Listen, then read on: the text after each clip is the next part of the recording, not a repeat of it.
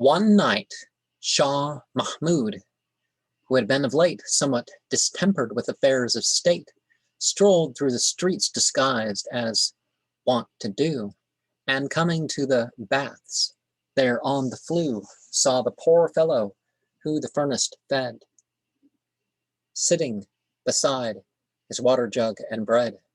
Mahmud stepped in, sat down, an axe took up, and tasted of the untasted loaf and cup, saying within himself, grudge but a bit, and by the Lord, your head shall pay for it. So having rested, warmed, and satisfied himself, without a word on either side, at last the wayward sultan rose to go, and then at last his host broke silence. So, art satisfied? Well, brother, any day or night, remember, when you come this way, and want a bit of provender, why you are welcome, and if not, why welcome too.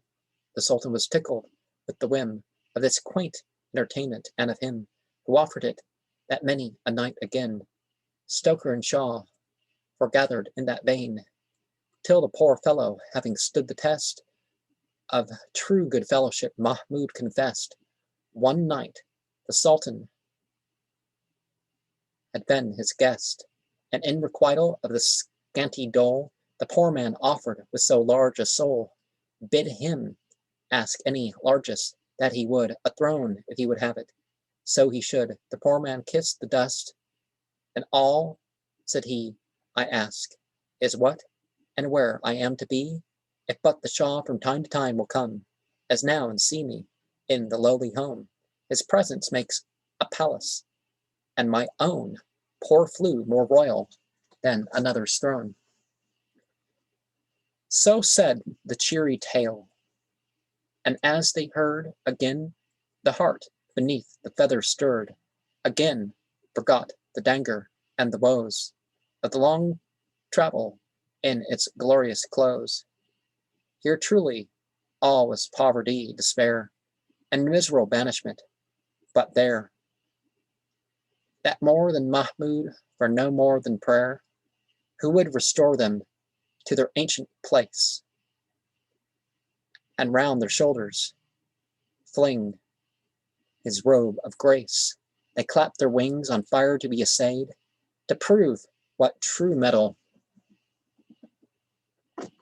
they were made of, although defaced and wanting the true ring and superscription of their rightful king. The road, and countless voices cried, the host, the road, who shall be our guide? And they themselves, the Tajidar, replied, yet to make doubly certain that the voice of heaven according with the people's choice, lot should be drawn, and he on whom should light heaven's hand. They swore to follow him outright. This settled, and once more the hubbub quelled, once more suspense the host in silence held, while tribe by tribe the birds their fortune drew, and low upon the Tajidar it flew, then rising up again in wide and high circumference of wings that meshed the sky.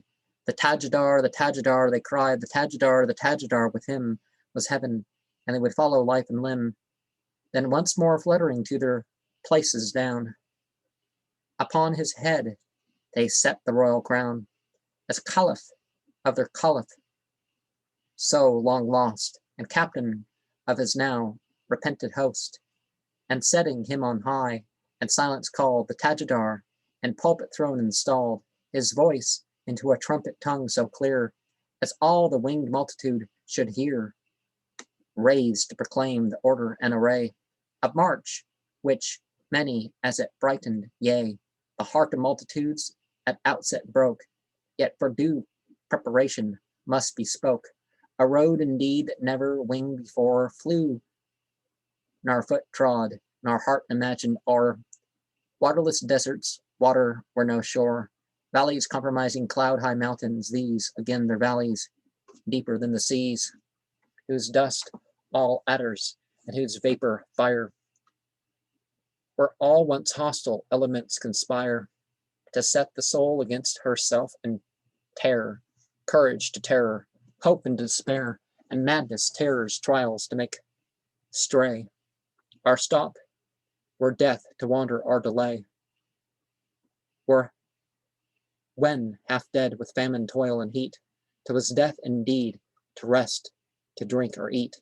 A road still waxing in self-sacrifice as it went on, still ringing with the cries and groans of those who had not yet prevailed, and bleaching with the bones of those who failed, were almost all withstood, perhaps to earn nothing, and earning never to return. And first the veil of search, an endless maze, branching into innumerable ways.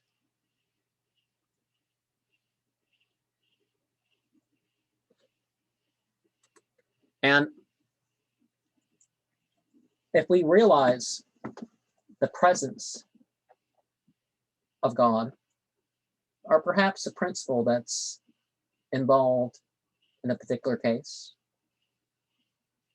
then the seemingly lowliest of places become greater than the highest of places, or become likewise unto it.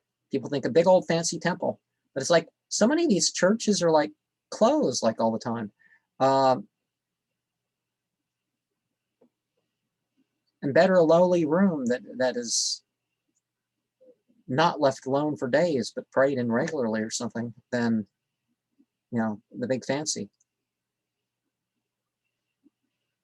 And perhaps it's relegated to mere duty, the big fancy is.